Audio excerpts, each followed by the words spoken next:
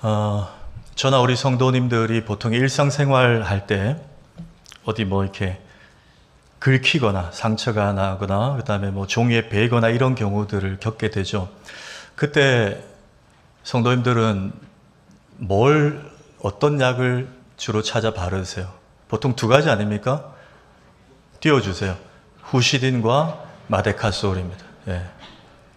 보통 저 두 가지 바르시죠. 그런데 저는 뭐 아시는 대로 제가 무슨 약사도 아니고 한 블로그를 보는데 어떤 약사분이 정확하게 용처를, 효능을 구별을 해 놓으셨어요. 비교를 해 놓았는데 제가 쉽게 알려드릴게요. 후시딘은 저 성분 자체가 저기 이제 뭐 전문 용어가 돼 있는데 성분 자체가 항생제가 다량으로 포함이 되어 있습니다. 그래서 목적이 어디에 있느냐? 이 상처 때문에 2차로 세균 감염되지 않도록 보호하는 게 후시딘의 효능이라는 거예요. 그래서 상처 초기에는 후시딘을 발라야 됩니다. 그래야지 효과가 있다는 거예요. 그런데 마데카솔은 뭐가 다른가? 마데카솔은 항생제가 들어있긴 한데 소량이 있습니다. 오히려 콜라겐 성분이 좀 많이 있는 거예요. 콜라겐 들어보셨죠? 어디에 효과가 있죠? 피부 재생 효과가 있습니다. 그래서 일단 후시딘을 바르고 흉터나 상처가 남지 않도록 바르는 게 마데카솔이에요. 후시딘은 상처 난 지 거의 한 5, 6일, 일주일 안에만 바르셔야 되고 마데카솔은 그 이후로 지속적으로 바르면 효과가 있다는 거예요. 참고로 마데카솔도 편의점에서 파는 마데카솔은 항생제가 전혀 없답니다. 약국을 이용하시기 바랍니다. 여러분 쉽게 이해가 되셨습니까? 비교 되셨죠? 네. 오늘 제가 이 비교라는 키워드를 가지고 잠깐 말씀을 볼 텐데 여러분 지난주에 바울이 빌립보 감옥에 갇혔습니다. 억울한 일로 갇혀서 여러분 기억나시죠? 감옥에 갇혔지만 그가 주님 안에 갇혔다는 마음으로 감당해냈어요. 기도뿐 아니라 뭐 했습니까? 찬송했습니다. 예. 하나님이 그 가운데 놀라운 기적으로 그를 풀어주셨습니다.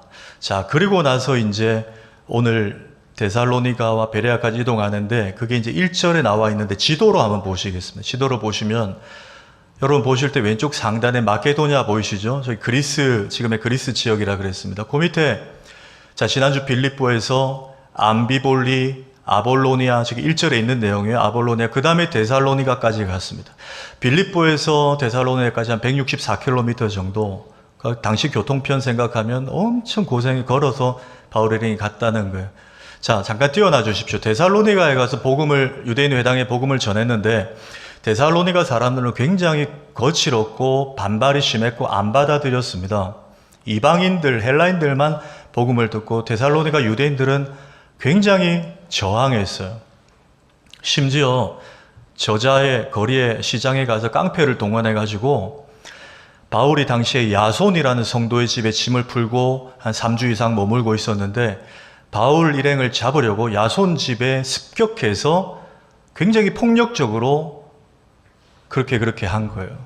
다행히 그때 바울이 야손의 집에 없었어요. 화를 면한 것이죠. 여러분, 그 정도 폭력적으로 거칠게 사람들이 나오면 더 오래 머물 수가 없습니다. 바울이 밤에 사람들의 도움을 받아서 어디로 옮겨가는가? 오늘 이제 마지막에 읽었던 베레아 지역까지 옮겨가게 되는 거예요.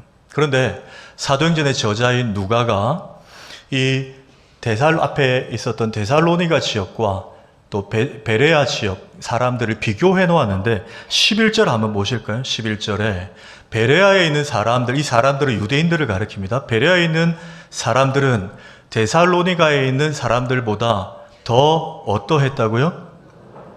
너그러워서 이렇게 비교를 해놨습니다. 데살로니가 사람들이 이거 들었다면 좀 기분 나쁠 수 있겠죠. 그런데 성경은 의도가 있다 그랬습니다. 틀림없이 의도가 있습니다.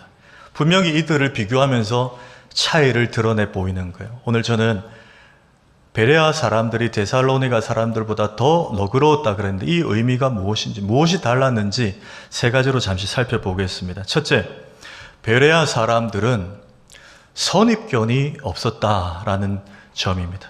이 더 너그러워서 여기서 발견할 수 있는 것은 그들은 데살로니가에 있는 사람들은 거칠고 반발이 심했는데 베레아 유대인들은 선입견이 없었다는 거예요. 여러분 11절 한번 볼까요? 11절에 베레아에 있는 사람들은 데살로니가에 있는 사람들보다 더 너그러워서 그랬는데 이 너그럽다라는 단어, 우리가 너그럽다 그러면 저분 참 인품이 너그럽다 뭐 이런 뉘앙스 있습니다. 그런데 좀 더 정확하게 말하면 누가가 헬라어 유게네스라는 단어를 씁니다. 이 단어는 크게 세 가지 뜻이 있어요. 하나는 신사적이다, 젠틀하다는 거예요.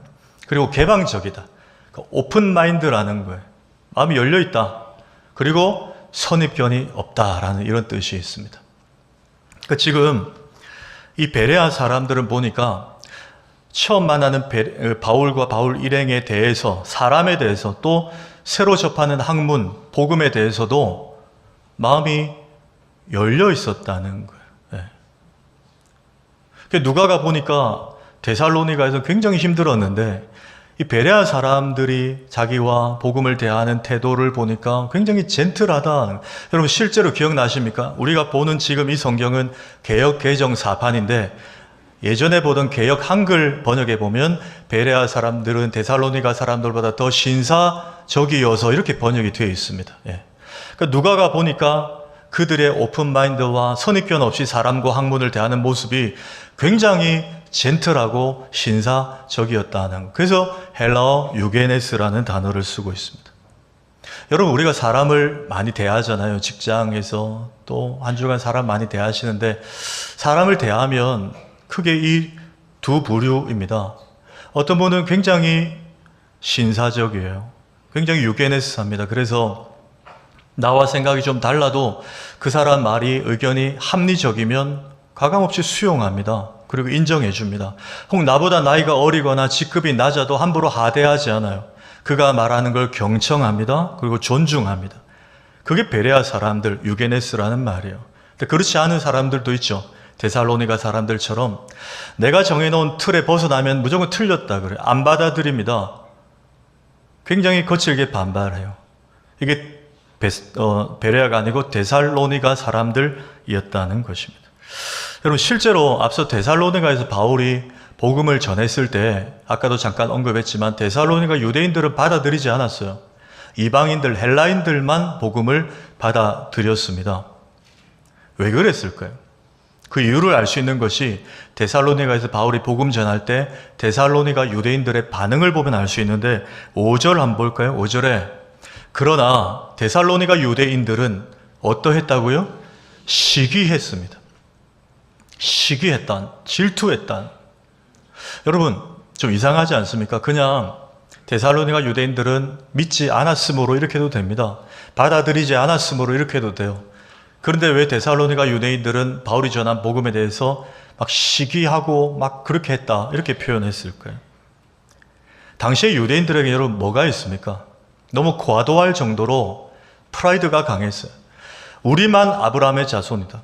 우리만 택한 백성이다. 우리만 선민이다. 이 의식이 그들을 지배하고 있었습니다. 그런데 바울이 전한 복음은 어떠했어요? 로마서 1장 16절 한번 읽겠습니다. 시작. 이 복음은 모든 믿는 자에게 구원을 주시는 하나님의 능력이 됨이라. 먼저는 유대인에게요, 그리고 헬라인에게로다. 바울이 지금 전한 복음, 예수 믿으면 누구나 하나님 자녀가 됩니다라고 말한 복음은 그 대상이 누굽니까? 모든 믿는 자예요. 유대인뿐 아니었습니다. 헬라인도 됩니다. 이방인도 됩니다. 아시아 사람 되고 아프리카 사람 되고 저 히스패닉 계열의 혈통도 됩니다. 누구나 예수 이름 믿으면 하나님 자녀 된다, 구원 얻는다 하니까 자기들만 하나님 백성이라고 생각했던 유대인들이 마음이 막 부릴 듯 일어나는 거예요. 받아들일 수 없다는 거예요. 그게 그들의 확증 편향, 선입견이었습니다. 마치 이런 거예요. 여러분 우리나라 140여 년 전에 복음이 들어왔죠. 그때 그 선교 사료에 보면 실제 이런 기록들이 있습니다. 그때 여러분 우리 양반들이 있었잖아요. 양반들이 선교사들이 전하는 그때 예수님을 야소 이렇게 한자 음역으로 표현했죠. 야소 믿으면 구원받는 데 믿었어요. 그런데 그들이 기분 나빠했던 게 뭐냐? 예배당 갔더니 자기가 부리는 상놈들하고 같이 예배를 드리는 거예요. 그게 기분이 나빴다는 거예요. 양반들은. 근데 어쩔 수 없어요. 예수의 복음은 모든 믿는 자에게 구원을 주시는 거거든요. 그게 바울이 전한 복음이었어요. 근데 유대인들은 그걸 받아들일 수 없는 거예요. 자신들의 선입견 때문에. 여러분, 우리 신앙에 있어서 내 안에 있는 저 여러분 모두가 조금씩은 가지고 있을 거예요. 내가 생각하는 선입견, 이것 때문에 내가 영적으로 누릴 수 있는 은혜를 못 누릴 때가 여러분 많다는 걸 아셔야 돼요. 예수님이 소시적 자란 지역이 나사렛이었죠. 나사렛에 한 번은 방문을 하십니다. 근데 거기서 하나님 나라 복음을 전했더니 그 나사렛에서 예수님이 30대였잖아요. 30대인 예수님을 알아본 그 동네 사람들이 뭐라고 합니까? 저 친구죠? 그 목수 요셉 아들 아니야? 그 집 장남 아니야? 그 어머니가 그 마리아 아니야? 저 친구 동생도 우리가 다 같이 컸잖아. 저 어릴 때 우리랑 같이 무궁화 꽃이 피었습니다 했잖아. 그렇게 반응한 거예요. 그러면서 하는 말이 자기가 뭘 하나님의 아들이라고 저렇게 폼 잡고 다니냐. 우리가 다 아는데 같이 자라난 거. 딱 거기 선을 그어버렸어요. 근데 여러분, 그렇게 되면 예수님이 상처받습니까? 아니요, 예수님 상처받으셨겠죠. 그런데 누가 손해인가 한번 보십시오. 마태복음 13장 57절에 예수를 선입견 때문에 그들이 배척한지라 그들이 선입견으로 말미암아 믿지 않으므로 예수께서 거기서 많은 능력을 더 이상 행하지 아니하셨다는 거예요. 여러분, 누가 손해입니까? 그들이 손해예요. 내가 저 사람을 다 안다라는 건방진 선입견 때문에 예수님이 더 부어주고 싶고 더 베풀어주고 싶은 능력과 은혜와 복이 있었는데 그들은 나사렛 땅은 받지 못했어요. 뭐 때문에? 선입견 때문에. 제가 부교육자 때 한 성경 공부반을 인도했을 때요. 그때 어느 날 수업을 끝나고 한 분이 저에게 질문을 하시는 거예요. 오셔가지고. 하나님이 아버지고 예수님이 아들이면 당연히 여자 어머니가 있어야 되지 않냐. 성령님이 여자고 어머니다. 이렇게 말씀을 하시는 거예요. 질문이 아니라 저한테 이제 반박하시는 거죠. 들어보니까 본인이 어디서 신학 공부를 좀 하셨대요. 여러분, 그분이 지금 갇혀있는 틀이 뭐죠? 감히 하나님을 우리의 의학과 과학, 남성성, 여성성이라는 프레임에 놓고만 생각하고 있는 거예요. 그러니 거기서 벗어나지를 못해. 그게 다인 거예요, 그분에게는. 그런 말 있잖아요. 책을 많이 읽은 분이 무서운 게 아니고 책 한 권 읽은 사람이 무섭다고. 일부 본인이 아는 게 다인 거예요. 받아들이지 못한 게 다른 거에 대해서. 여러분, 신학이 뭡니까? 신학. 신에 대한 학문, 하나님에 대한 학문이죠. 하나님에 대한 학문이에요. 근데 여러분, 우리가 믿는 그 위대하신 하나님이 공부해야죠. 신학해야죠. 그러나 신학 석사, 박사, 학위 몇 개 갖고 있다고 그 하나님을 다 안다 할 수 있습니까? 좀 많이 안다 할 수 있어요? 학문적으로는 스펙트럼이 넓어질 수 있지만 하나님의 그 인격과 위대하심을 내가 다 안다고, 더 많이 안다고 말할 수 있는 사람은 없습니다. 그건 그 자체가 교만이에요. 어떻게 우리가 하나님을 다 압니까? 내가 아는 조금 가지고. 지금 유튜브에 전 세계적으로 엄청난 설교들이 쏟아지고 있잖아요. 아마 우리 성도님들도 주중에 막 그런 것들 찾아보시는 분도 계실 거예요. 좋아요. 좋습니다. 근데 여러분, 그 맹점이 뭔가? 그 많은 설교들을 우리가 쉽게 접하다 보니까 많이 알게 되는 것 같아요. 그렇죠? 그래서 어느 정도 그렇게 많이 설교를 접하고 하신 분들은요, 본교에서 설교자가 설교 본문 제목 딱 나오면 아는 게 많아요. 아, 오늘은 이런 식으로 설교하겠네. 이미 공사할 때 견적서 뽑듯이 견적이 딱 나와버리는 거예요. 그때부터는 어떻습니까? 마음이 열리지가 않아요. 더 받아 먹을 수 있는데 내가 아는 여기서만 받으려고 해요. 그게 여러분 선입견이에요. 여러분 기억하십시오. 설령 내가 아는 말씀, 똑같은 본문 또 저번에 들었던 얘기가 나오더라도 우리가 믿는 하나님, 지금 이 시간에 이곳에 임재 계신 하나님은 워낙에 스케일이 크셔서 똑같은 말씀도 날마다 우리 상황에 맞게 새롭게 적용시키시고 우리의 인생의 크기를 더 멋지게 만들어 가시는 하나님이심을 믿으시기 바랍니다. 그분이 우리가 생각하는 스케일을 뛰어넘는 하나님이세요.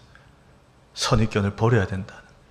두 번째, 베레아 사람들은 간절함이 있었다. 이게 달랐어요. 간절함이 있었다. 자, 11절 한번 볼까요? 11절에 베레아에 있는 사람들은 데살로니가에 있는 사람들보다 더 너그러워서 간절한 마음으로 그랬습니다. 간절한 마음으로. 아주 오래전에 한 성도가 있었습니다. 이 성도는 어떤 상황 때문에 성전에 가서 예배를 너무 드리고 싶은데 지금 갈 수 없는 상황에 처한 분이었어요. 근데 이분이 하는 표현이, 내가 지금 성전에 가서 예배 드릴 수 없는 상황이지만 너무너무 부러운 마음이 드는 놈들이 있는데 누구냐? 차라리 그 성전 지붕 처마 밑에서 둥지 틀고 사는 그 새들이 나는 차라리 지금 부럽다는 거예요. 나는 이제 갈 수 없지만 그 새들은 주의 전에 그렇게 붙어서 머물러 살고 있으니까 그게 그렇게 부럽다 할 정도로 성전을 사모하는 사람이 있었어요. 여러분, 그 성도가 누구냐? 구약시대에 고라 자손 중에 한 무명의 성도예요. 여러분, 고라 자손 아시죠? 그 고라 자손이 성전을 얼마나 사모했던지, 여러분 그 시편이 시편 84편인데 한번 보십시오. 제가 읽어드릴게요. 내 영혼이 여호와의 궁정을 사모하여 쇠약하며 그랬어요. 여러분, 교회 가고 싶어서 몸이 아플 정도로 간절함을 가졌던 적이 있나요? 그 마음에 막 영혼이 막 아플 정도로, 몸이 아플 정도로 주의 전을 사모했다라는 거예요. 살아계신 하나님께 부르짖습니다. 주의 제단에 참새도 제집을 얻고 제비도 새끼들 보금자를 얻었습니다. 아까 제가 말씀드렸죠. 차라리 주의 전에 붙어 사는 새들이 부럽다는 거예요. 주의 집에 사는 자들이 왜 복인가, 왜 부러운가? 그들은 항상 주님을 찬송하니까, 주의 전에 와서 주님을 찬양하고 성령의 고백을 올려드리는 것이 그렇게 부럽다는 거예요. 그리고 마지막에 보십시오. 유명한 구절이죠.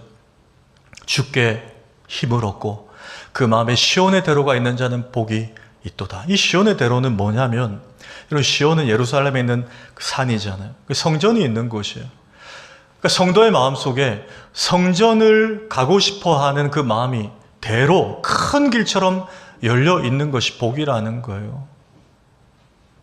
여러분, 고라 자손 저 성도의 간절함이 느껴지십니까? 근데 여러분, 우리가 얼마 전까지 저랬어요. 여러분, 코로나 기억나시죠? 6.25 때 얘기가 아니에요. 불과 몇 년 전에 여러분 어떻습니까? 2020년도 초반에 들어서 부산에 확진자 터졌을 때 거의 매주 장로님들 모여서 임시당회하고 내일은 어떡하냐, 그 다음 주 어떡하냐, 온라인 예배 전환했을 때 진짜 적지 않은 성도님들이 저한테 그렇게 말씀하셨어요. 목사님, 집에서 스마트폰으로 예배 드리는데 어떻게 하다가 지금 이런 상황까지 됐나. 눈물로 예배를 드리셨다고. 그게 여러분 6.25 때 얘기가 아니라니까요. 불과 몇 년 전의 얘기예요. 그런데 주의 궁정을 사모하여 몸이 쇠약할 정도의 이 간절한 예배. 여러분, 이 간절함이라는 단어가 어쩌면 지금 저와 여러분과 너무 동떨어져 있는 단어 아닐까요? 그냥 너무 지금 익숙하니까, 편안하니까. 제가 지난 주일 설교 중에 우리 교회 지금 너무나 억울한 일을 겪고 있는 성도님 가정 이야기를 잠깐 언급을 드렸죠. 너무나 억울한 일, 너무나 말문이 막힌 일 때문에 지금 제주도에 그렇게 구류되어 있으셨어요.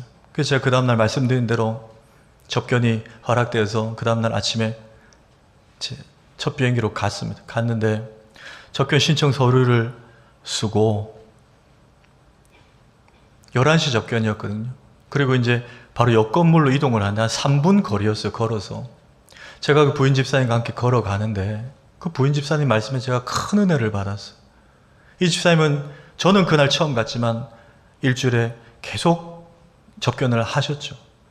저한테 이렇게 말씀하세요. 걸어가면서, 목사님, 제가 이 길을 걸어가면서 남편과의 첫사랑이 회복이 됩니다. 결혼한 지 20년 좀 넘으셨는데 제가 그 마음에 정말 마음이 뭉클했어요. 그리고 걸어가서 딱 11시 접견했는데 여러분 몇 분 한지 아세요? 딱 7분 했습니다. 7분. 딱 타이머 재더라고요. 7분.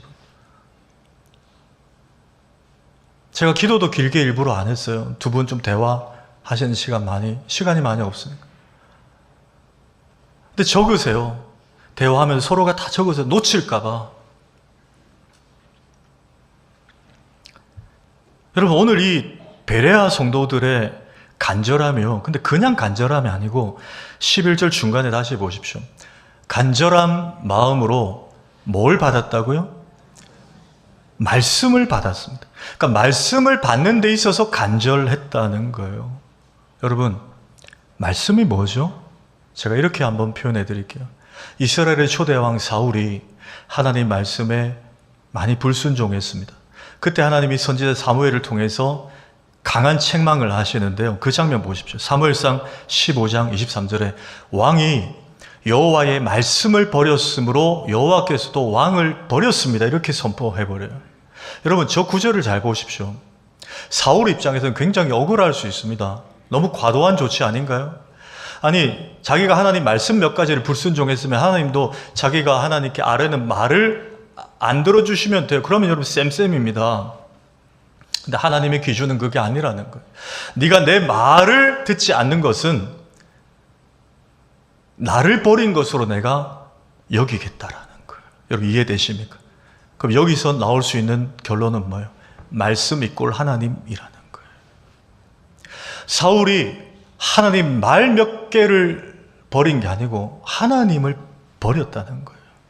여러분, 그런 의미에서 이 주일 1시간 동안에 30분, 35분의 이 설교 시간, 부족한 저희의 입술을 통해서 살아계신 하나님을 만난다고 믿으시길 바랍니다. 지금 박현명 목사의 어떤 강의를 듣는 시간이 아니에요. 저는 한없이 부족하지만 저를 통해서 하나님께서 한 주간 준비해가지고 그 말씀을 통해 하나님을 여러분이 인격적으로 만나는 거예요. 그래서 예배 시간에 막 들락날락거리고 막 이러시면 안 돼요. 하나님과 지금 대면하는 시간에. 이런 의미로 놓고 볼 때 두 가지가 중요합니다. 첫째는 설교자가 너무나 중요해요. 다시 말해 설교자는 반드시 하나님의 말씀만, 성경에 있는 하나님의 말씀만 전해야 됩니다. 여러분, 제가 혹 지금 나라가 뒤숭숭하다고 설교 시간에 저의 어떤 정치적인 견해를 말하면 항의하시고 저를 끌어내리셔도 돼요. 여러분, 예수님을 잘 보십시오.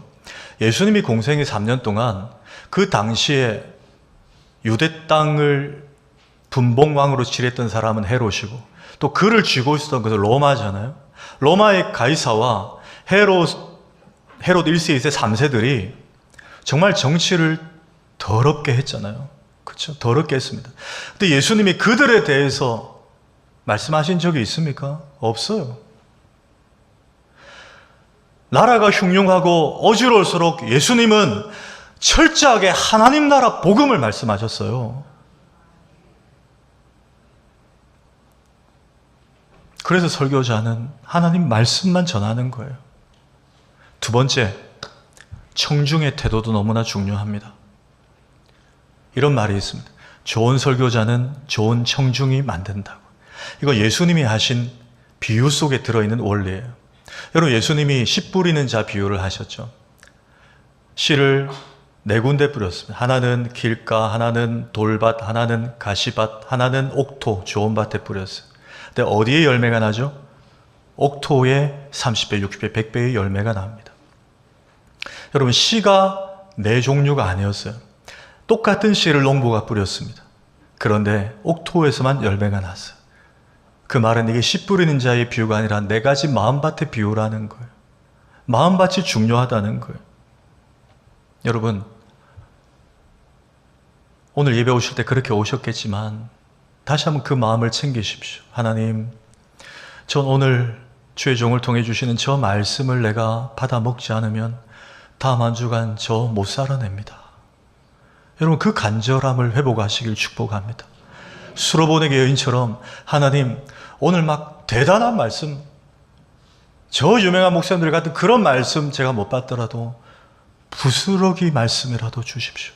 저의 상황에 딱 맞는 말씀 하나도 제가 붙잡기를 원합니다. 여러분, 그러면 여러분 옥토가 되는 거예요. 그러면 살아나는 거예요.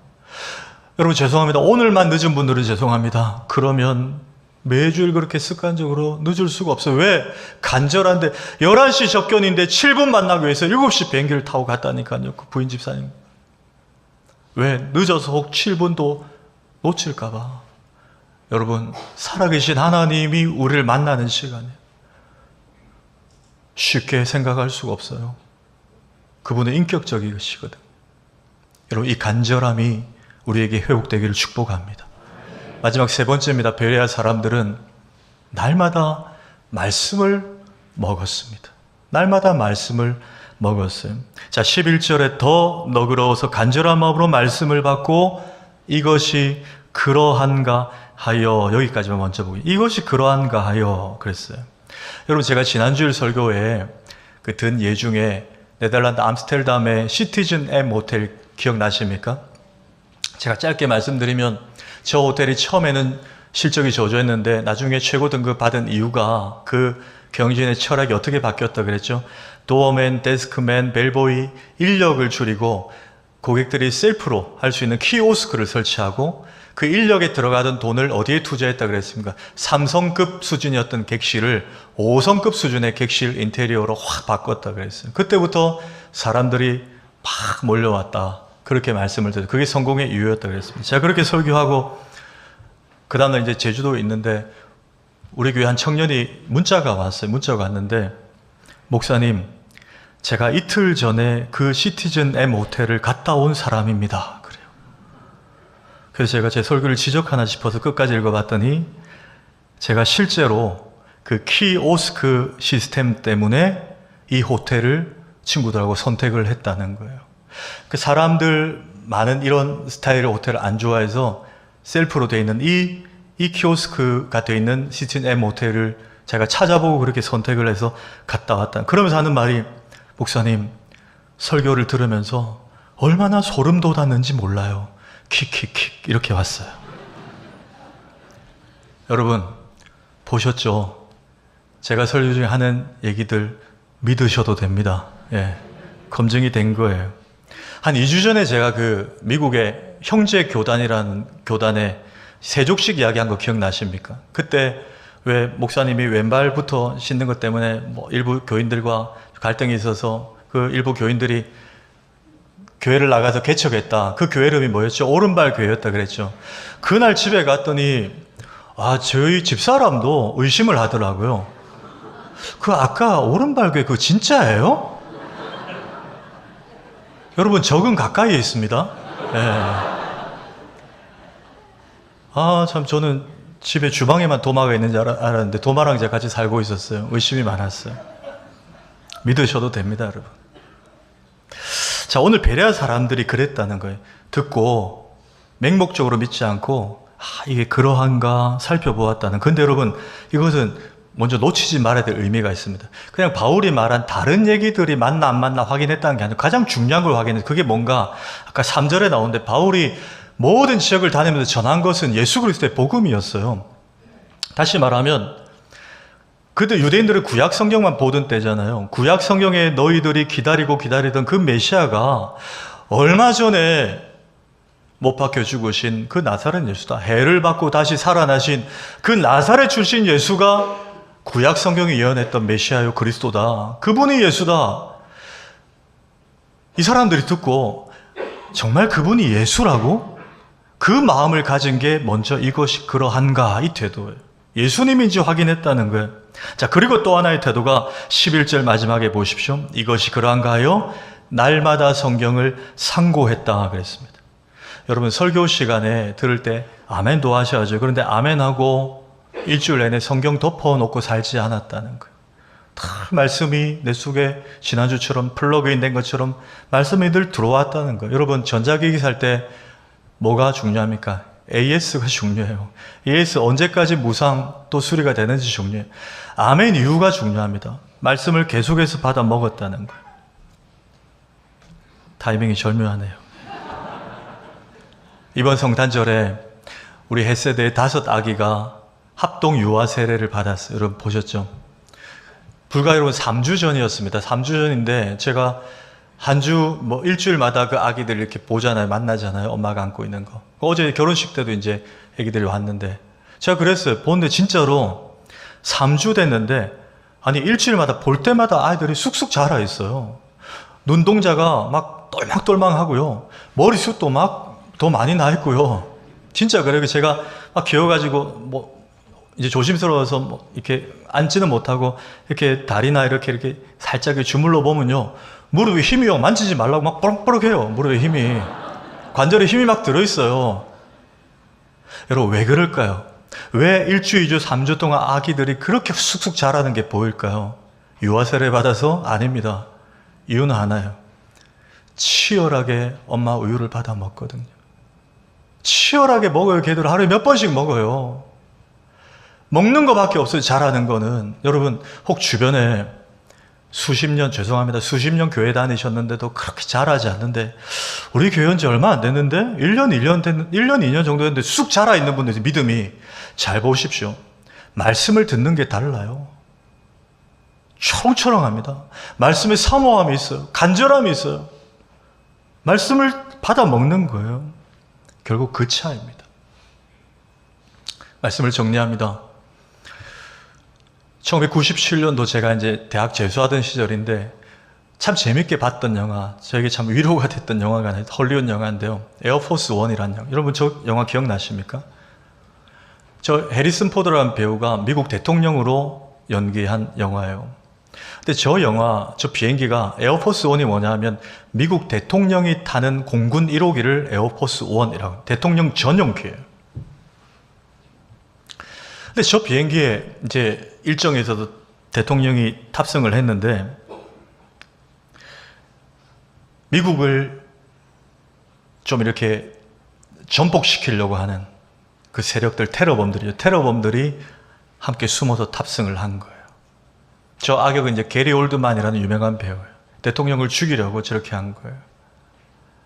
대통령도 죽이고 심지어 시한폭탄까지 설치를 해놓고 이제 공중에서 분해시키려고 그 세력들이 미국을 전복시키려는 세력들이 저기에 탄 겁니다. 그런데 저 미국 대통령이 영화에서 특수부대 출신이었던 거예요. 그래서 끝까지 영화 2시간 내내 테러범들을 제압을 합니다. 그리고 몇 사람이 다치고 죽긴 했지만 그래도 생존한 직원들과 대통령이 이렇게 이제 메이데이를 관제탑에 보내고 결국은 미 공군 출격기, 다른 비행기가, 구조 비행기가 이제 출동을 해가지고 현실감은 좀 없는데 공중에서 그 생존자들과 미국 대통령을 이렇게 옮겨 타게 해요. 구조 비행기로.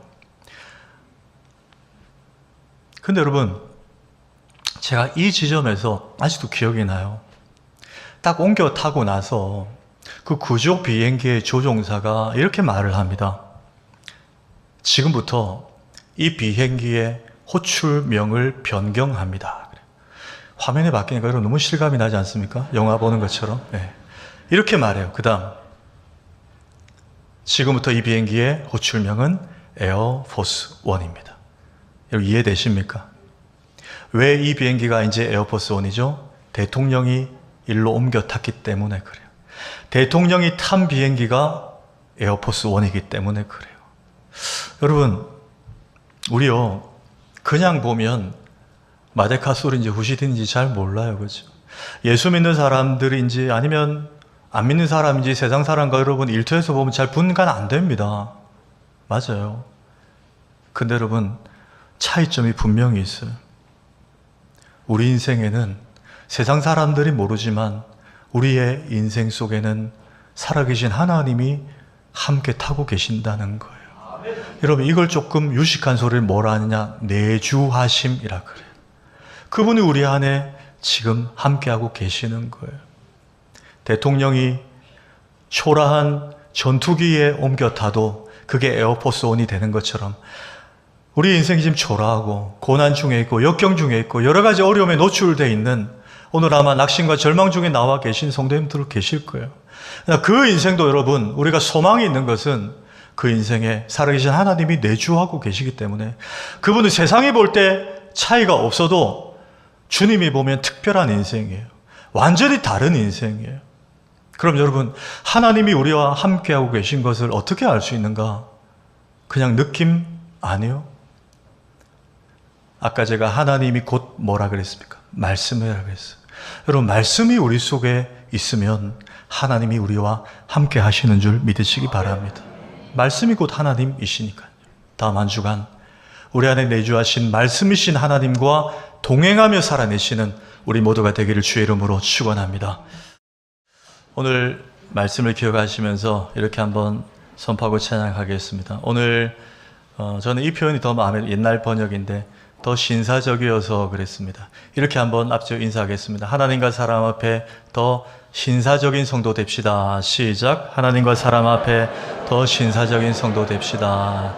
예, 그게 베레아 사람들이었고 우리 보고 그렇게 살아가자고 하나님께 요청하십니다. 예, 결국은 말씀이었어요. 그렇죠? 말씀이 우리 안에 있으면 하나님이 우리 안에 계신 건 에어포스 원, 특별한 인생이 되는 거예요. 여러분, 말씀은 더 넓은 의미로 복음입니다. 복음밖에 말씀밖에 없습니다. 우리 이 메시지를 담은 찬양, 복음밖에 없습니다. 함께 찬양하겠습니다.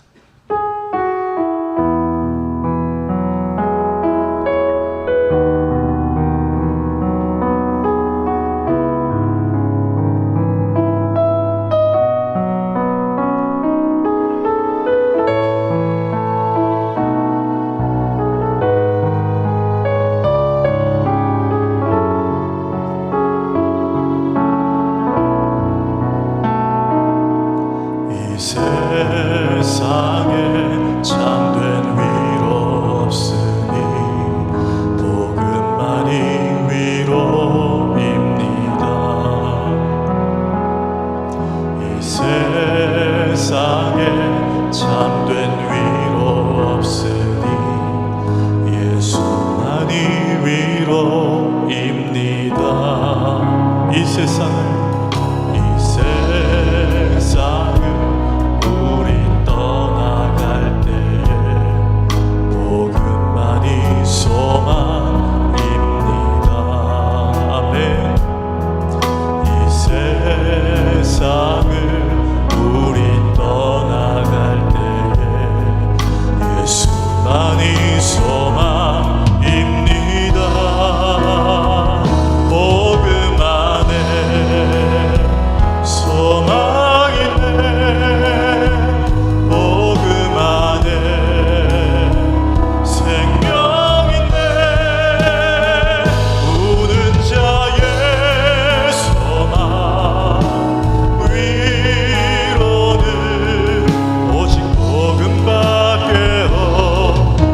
처음부터 고백합니다. 이 세상에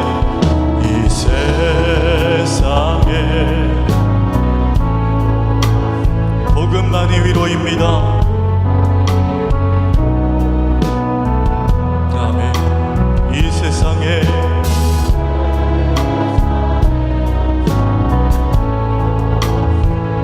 예수만이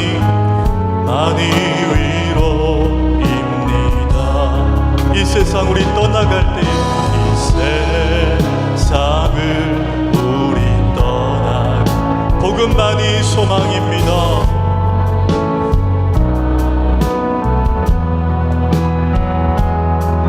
이 세상을 우리 떠나 예수만이 소망입니다.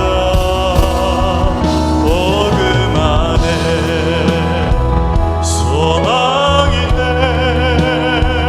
복음 안에 생명이네. 우는 자의 소망 위로는 오직 복음밖에 복음 안에 소망인데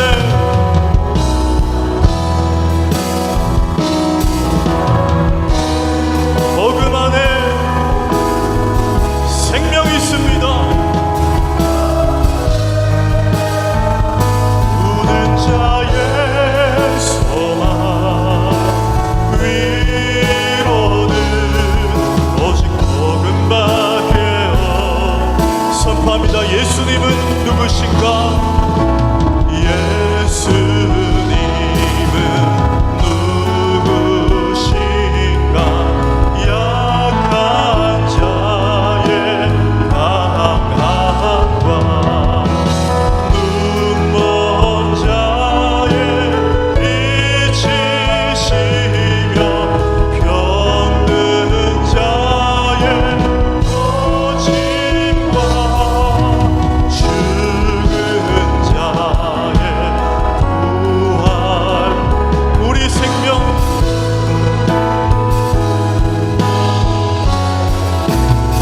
복음 안에 소망이네 복음 안 생명이 있습니다.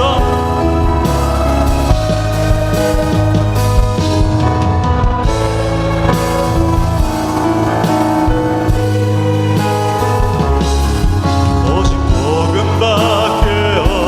우리 한번 오른손 높이고 고백합니다. 복음 안에 소망이네